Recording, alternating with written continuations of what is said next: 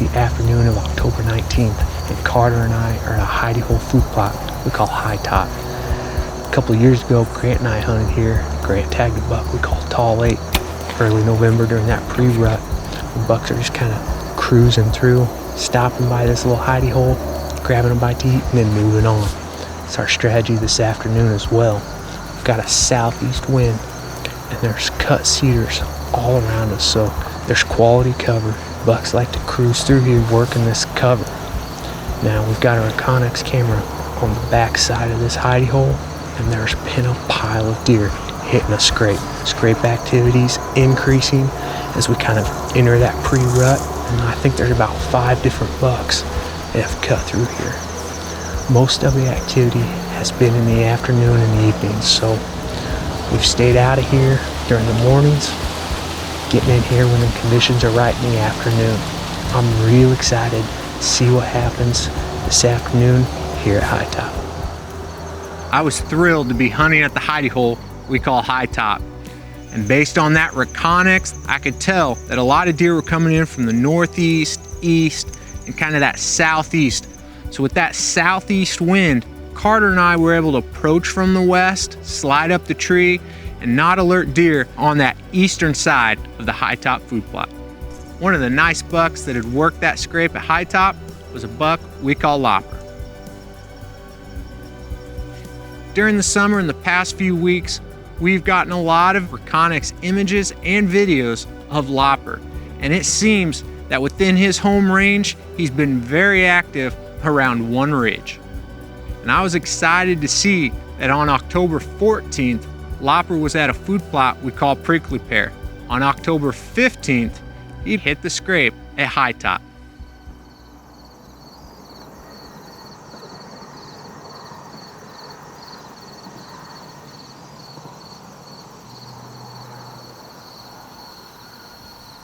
Things were pretty quiet that afternoon, but at around 6:20, Carter and I spotted antlers coming through the timber.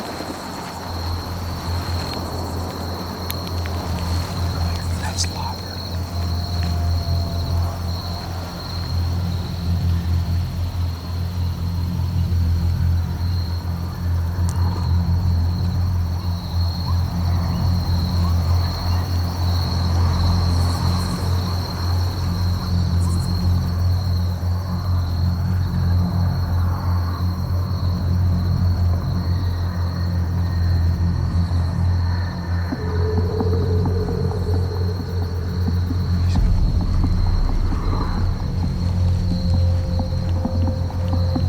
Lopper hit the brakes and went head down feeding in that green cover food plot, but I could tell he was kind of angling on the edge of that plot, and I figured he was headed toward that scrape. He's gonna go to that scrape, I think.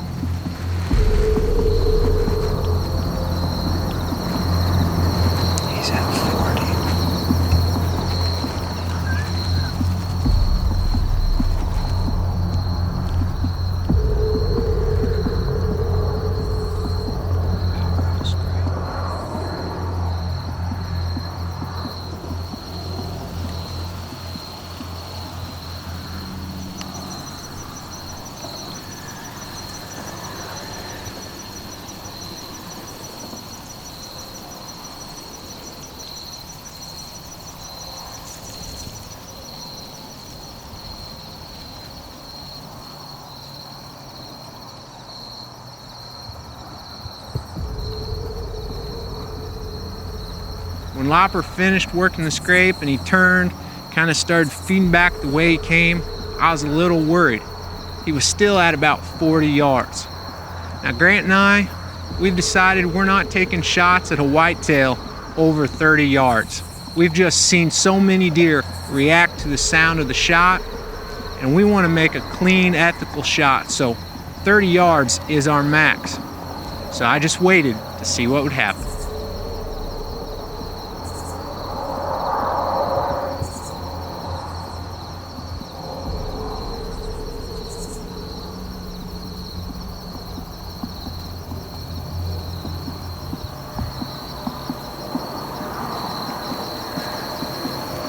Man, my heart is pounding.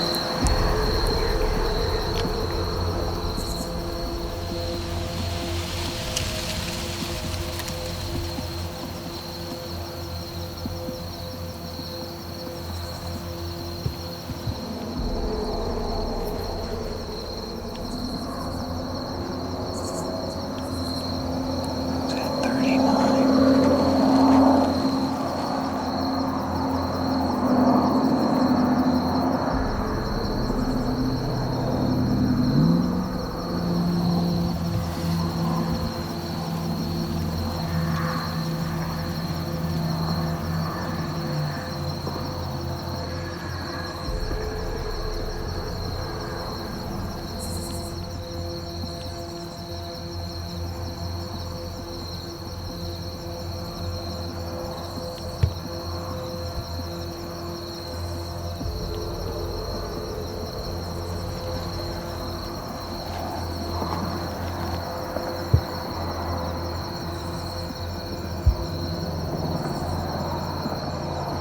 After several minutes, Lopper had kind of worked in and he was broadside at 30 yards.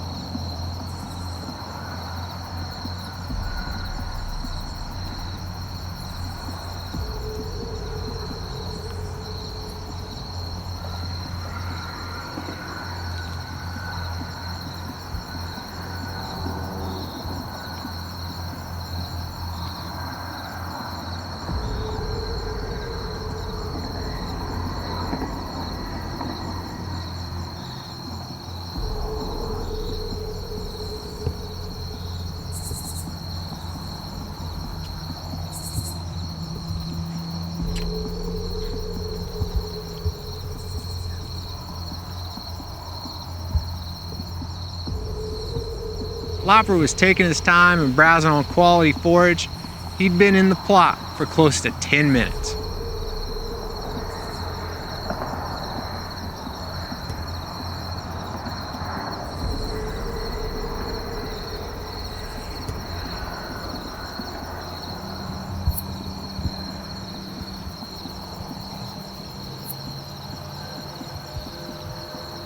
Finally, Lopper turned broadside and he was at 20 yards.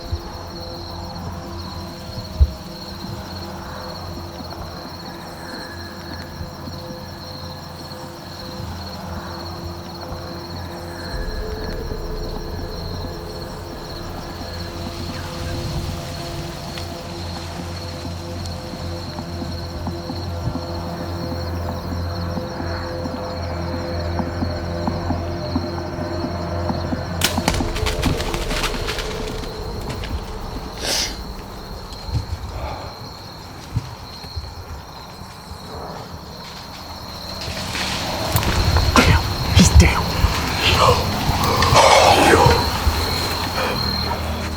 Jess. 10 minutes. 10 minutes. Let's go.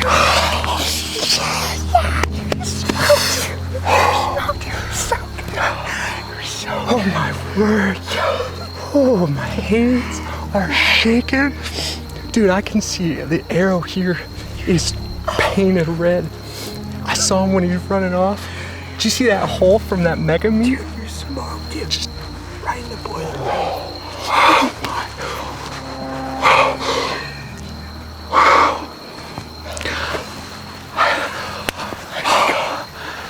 I gotta gather myself right here, because that was absolutely incredible. I told you we were coming in here because this scrape has been torn up, and it's the pre-rut, and bucks are on their feet, daylight, checking scrapes. We've been seeing it on our Reconyx. There's a lot of scrape activity. And that camera we pulled yesterday, and there were bucks all over it. And we knew we had to be here. And that buck came out, and as soon as he came out, you could tell he was heading straight to that scrape. Hit that scrape. It was about 10 minutes. And there's just, we have great wind, but you're just always on edge because you're like, man, is the wind gonna shift? Is he gonna turn and walk out?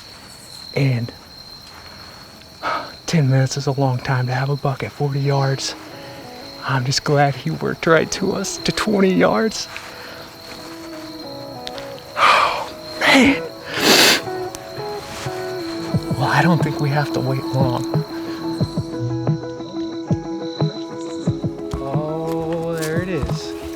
Look at this. Look at that. That is just painted. Bubbly. I'm thinking it's probably a heart shot. Well, it got a little long there. Have a 2-inch cutting diameter with the mega meat. So I'm seeing some long and probably some heart. Well, look at that. Oh my word. There's just blood everywhere. There's 2.5, 3 feet of blood just right here. This is gonna be an easy blood trail. We'll put this back in my quiver. Here's blood, oh my word. There's it. Blood there.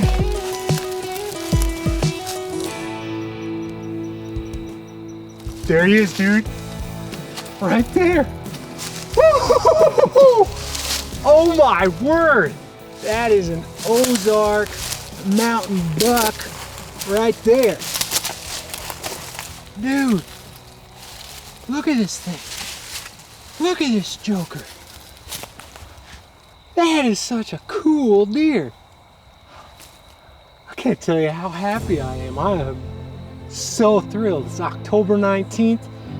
To have my hands on an Ozark mountain buck like this, it's a blessing. That's what it is. Growing Deer is brought to you by Bass Pro Shops and Cabela's. Also by Reconyx, Green Cover Food Plots, Winchester, Lacrosse Footwear, Fleet Outdoor Apparel, Morel Targets, RTP Outdoors, Fourth Arrow, Hunt Stand, Scorpion Venom Archery, Case IH Tractors, Burris Optics, G5 Broadheads, Prime Bows, and Redneck Hunting Blinds.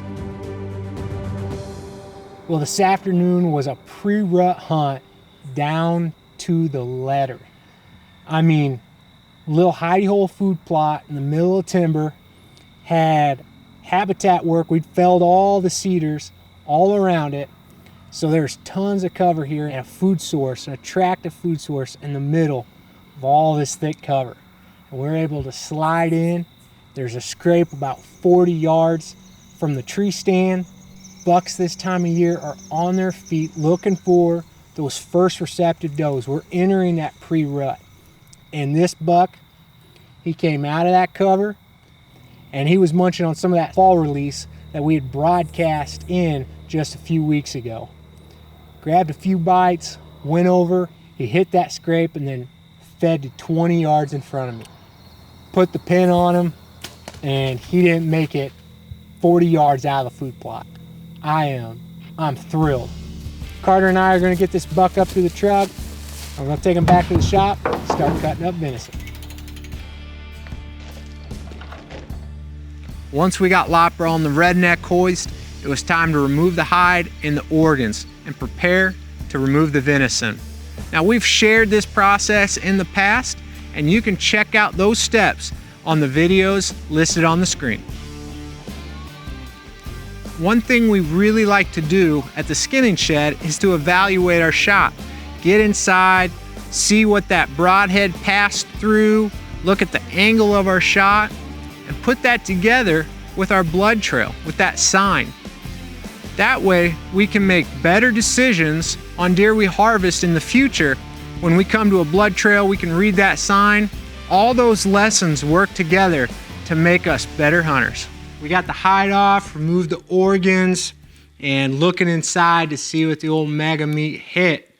And I'm not too surprised. I kind of knew by the blood trail it was probably a little lung and most likely heart, and that's exactly what it was. So this is the lung, the bottom side of the lung on the entry, and you can see it hit that lung, sliced right through it, and that's where we saw the bubbles on the arrow. But then there was also a darker red, but still not like a liver, but a little darker, not that light colored red like we would see with the lung. And there was a lot of blood, and it was very smooth. And that was heart blood. And sure enough,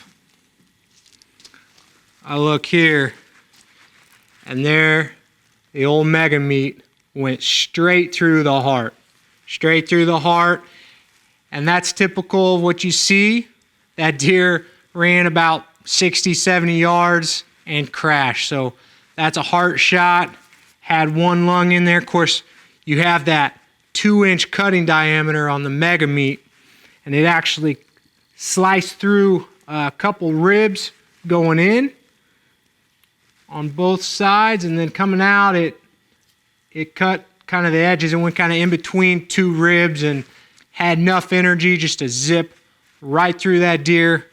Pretty large bodied deer. I am super pleased. We're going to start taking off the meat, and you can bet here pretty soon I'm going to have some venison steaks. So it's late. I'm going to get to work and hopefully be back out in the trees soon going after does. I love getting my hands on a nice set of antlers, but I really like venison. In fact, I've already enjoyed several great meals as a result of the Lopper hunt. I've eaten slow-cooked heart and stuffed tenderloin, and I'm looking forward to my next meal. The Lopper hunt's a great example of how a hot, active scrape paired with a small hidey hole food plot in the middle of the timber can be a great bottleneck to get deer within range. Now keep in mind, this hunt was during mid-October. We're in that pre-rut stage. But as we move closer and closer to the peak of the rut, that's when the highest percentage of does are receptive. Scrapes are gonna pretty much die out. And that means our hunting strategies need to change as we get closer to the peak of the rut.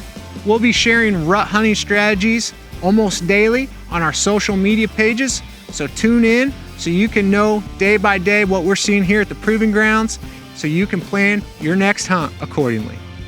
Most hunters are thinking about the rut this time of year, but I hope you consider something much more important, and those are the freedoms and the blessings that we have being a part of the United States of America. And that is all because of the men and women who have served this great country, the veterans. So I want to take time, I want to thank all the veterans out there for everything you've done. And I hope you do the same. You see someone or you know someone that has served this country, thank them. Thank you, veterans, for everything you've done. I hope you're able to get out in the woods this week and maybe tag some venison to bring home and share with your family. But if you're not able to, that's okay. You can enjoy creation by just taking a walk or maybe just looking out the window. I hope you slow down, enjoy creation, and more importantly, listen to what the Creator is saying to you and the purpose He has for your life. Thanks for watching Growing Deer.